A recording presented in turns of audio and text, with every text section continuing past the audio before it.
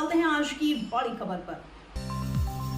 मुरैना जिले में एक माहौर परिवार अपना घर छोड़ रिश्तेदारों के यहाँ छुपता घूम रहा है। माहौर परिवार को सबलगढ़ एसडीएम अरविंद सिंह माहौर द्वारा झूठी एफआईआर दर्ज कराने की धमकियां मिल रही हैं। शिकायत में राजीनामा करने का सामाजिक दबाव बना रहा है। मजदूर परिवार का रोजगार बंद होने से आर्थिक परेशानियां झेल रहा है, लेकिन निलंबित एसडीएम अरविंद माहौर का डर इतना है कि पीड़ित परिवार रिश्तेदारों की मदद ले रहे हैं। पीड़ित नारायणी माहौर ने बताया, शिकायत के बाद से ही एसडीएम अरविंद माहौर के द्वारा उन्हें और उनके परिवार को झूठे केस में फंसाने की धमकी दी जा रही है। देवर महावीर फल का ठेला लगाता है, उनके पति चाय की दुकान चलाते हैं, लेकिन एसडीएम से भयभीत हैं। अपना घर और काम छोड़कर रिश्तेदारों के यहाँ शरण लेने को मजबूर हैं। घरों पर एसडीएम के लोग आते हैं, धमकाते हैं, कहते हैं कि शिकायत वापस लो, राजीनामा करो, नहीं करोगे तो एसडीएम का कुछ नहीं बिगड़ेगा, बहाल होते ही परिवार का नाश करवा देंगे, तुम पर अनगिनत एफआईआर करवा दी जाएंगी। नारायणी माहौर ने बताया, जब एसडीएम अरविंद माहौर अंबाह में एसडीएम थे तब किसी तरह से इन्होंने मेरी बेटी निशा का मोबाइल नंबर पता कर लिया और फिर उसे रात में फोन लगाते थे। फोन उठाने पर गंदी बातें करते, फिर जब नहीं उठाते तो गालियां भरे मैसेजेस करते। कुछ समय बाद हमने मोबाइल नंबर बदल दिया, तब कुछ दिन तक शांति रही, लेकिन कहीं से एसडीएम ने फिर से मोबाइल नंबर ले लिया और फिर वही सिलसिला चालू हो गया। सबलगढ़ एसडीएम बनाने के बाद तो अरविंद माहौर ने पूरे परिवार को प्रताड़ित करना शुरू कर दिया। नारायणी ने सीएम डॉक्टर मोहन यादव से गुहार भी लगाई है कि अपने इन्हें निलंबित किया है, अच्छा है, लेकिन अब धमकी दे रहा है, कल वापस पावर में आने पर मेरे परिवार को नहीं छोड़ेगा। अब हमको आने वाले समय की चिंता सता रही है। पीड़ित परिवार मूल रूप से सबलगढ़ का रहने वाला है। जैसे ही अरविंद माहौर सबलगढ़ के एसडीएम बनाए गए तो फिर पीड़ित परिवार को अलग अलग तरीके से प्रताड़ित करना शुरू कर दिया जाएगा। एसडीएम की एफआईआर के डर से महावीर एसडीएम से मिलने को राजी हो गया और एसडीएम के बताए समय पर रात 9 बजे अपनी पत्नी के साथ बंगले पर जा पहुंचा। महावीर माहौर और उसकी पत्नी जब एसडीएम अरविंद माहौर से मिलने रात 9 बजे उनके बंगले पर गए तो चोरी से उन्होंने एडीएम को बातचीत रिकॉर्ड करा ली, जिसमें एसडीएम अरविंद माहौर महावीर और उसके भैया भाभी को गालियां दे रहा है। भाभी और उसकी बेटी को गालियां दी गई। यह बोले एसडीएम महावीर से तेरी भाभी कहाँ की है। महावीर आंतरी बलुआ की एसडीएम बहुत गर्मी है, उसमें तेरी भाभी की माँ की इसी ही घर में उसकी बेटी में है, क्या नाम है उसका, निशा, उसको भी फंसा दूंगा। महावीर सर मेरी बात नहीं होती, हम क्या कर सकते हैं, वो तो बहुत पहले निकल गई। उसी दिन से हम जनसुनवाई में दे के आए, अपनी शिकायत लगा के आए हैं।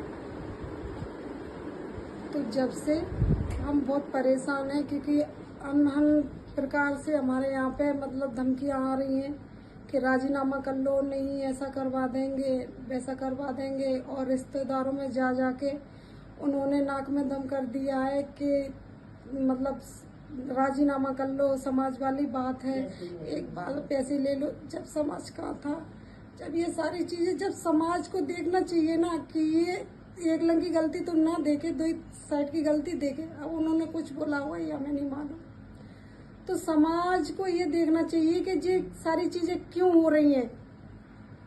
समाज को यही तो देखना चाहिए कि ये सारी चीजें मतलब एक तरफा कहते हैं ये मतलब ऐसे होंगे तो पैसे के लिए किया है, केस के लिए किया है, तो ये सारा तो मतलब अब हम तुम्हें क्या बताएं, हम मतलब बहुत तरीके से परेशान है। ये मतलब उस दिन से दे के आए हैं तो मतलब हम परेशान है, सारा परिवार मतलब घबराए हुए है क्योंकि दबाव बना जा रहा है हम पे।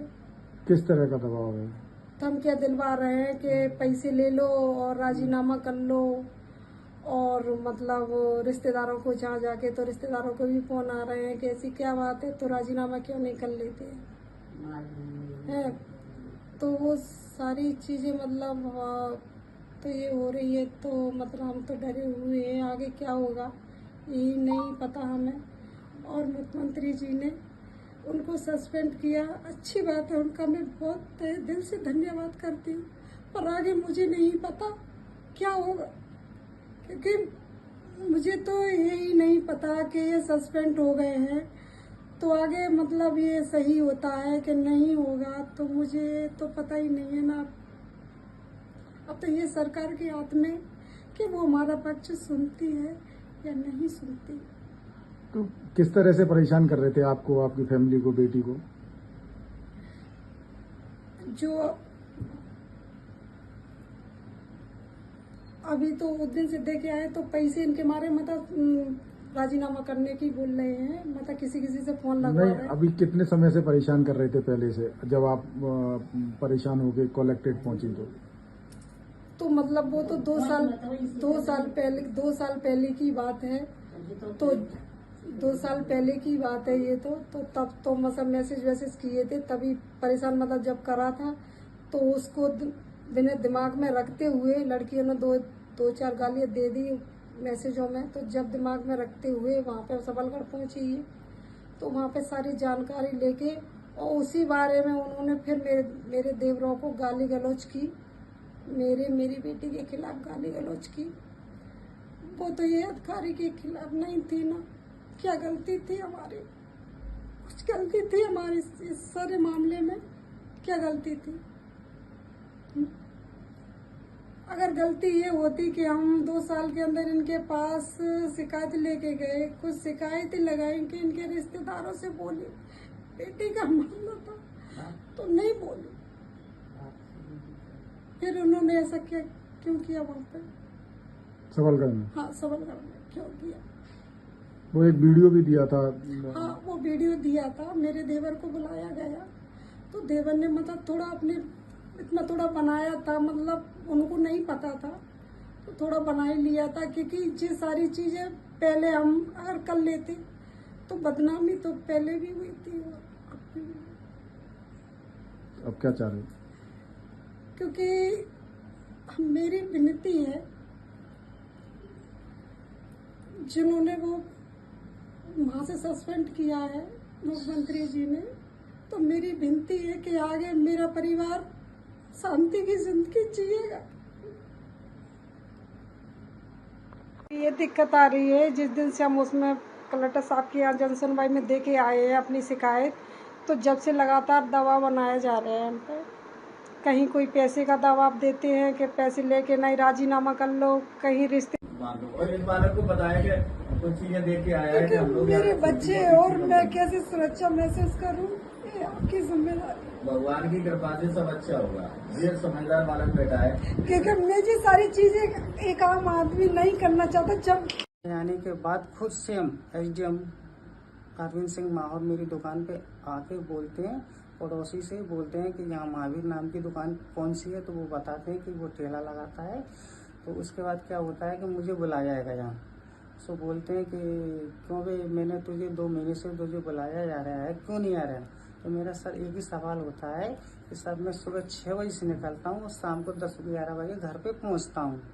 सो बोलते हैं क्या हुआ, आ जाता 10-11 बजे। तो फिर उसके बाद क्या होता है, चलो ठीक है सर, आप खुद से आए हो तो मैं 1-1.5 घंटे से आपके बंगले पे मिलता हूँ। तो उसके बाद क्या सर, 1-1.5 घंटे के बाद मैं बंगले पर जाता हूँ। तो उसके बाद पहले तो मेरी घर के बारे में जानकारी लेता है कि कौन तेरा भाई ग्वालियर रहता है, कि तू क्या काम करता है, कि घर की दुकान है, के बाद जो भी जितनी भी जानकारी ली, उसके बाद फिर मेरे जो मेन मुद्दे पे आता है कि ग्वालियर में आपका कोई रहता है क्या? तो मैंने बोलता है मेरी भाभी और भैया रहते हैं। तो क्या काम करते हैं? कि ऐसे ऐसे काम करते हैं। तो उसके बाद ऐसे ऐसे शब्द बोले जाते हैं कि जिसके बारे में मैं मीडिया को बता ना सकता हूँ। तो उसके बाद क्यों बोले उसने? क्या अब इसका प्रकरण सर मुझे खुद नहीं पता कि क्यों बोला गया था। मैं खुद किस के लिए बोला गया? मेरी भाभी, मेरी भतीजी और मुझसे भी इतनी गंदी गंदी गालियाँ दी जा रही थी।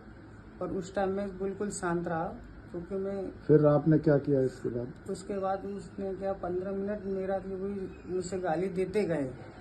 उसके बाद चलो ठीक है, फिर बोलते हैं कि जिस दिन मैं तुझे बुलाऊंगा तो तुझे मेरे बंगले पे आना होगा। अगर नहीं आया तो उसके तू जानता है कि मैं कितना बड़ा आदमी हूँ, तो मैं कहीं से भी यानी कि तुझे 2 नंबर में फंसवा के या तुझे ठेले से उठवा के या तुझे जो भी है तू समझ गया होगा। जी सर, मैंने वहाँ पे इतना कह दिया कि चलो सर, मैं आप बुलाओगे जिस दिन मैं आ जाऊँगा। नहीं सर, बिटिया तो है नहीं, मैंने अपनी दीदी के यहाँ फिलहाल के लिए इस खबर में इतना ही। देश और दुनिया से जुड़ी हर खबर देखने के लिए हमारे चैनल Z24 टीवी न्यूज को लाइक करें, सब्सक्राइब करें और हाँ, वीडियोस को शेयर करना ना भूलें। नमस्कार।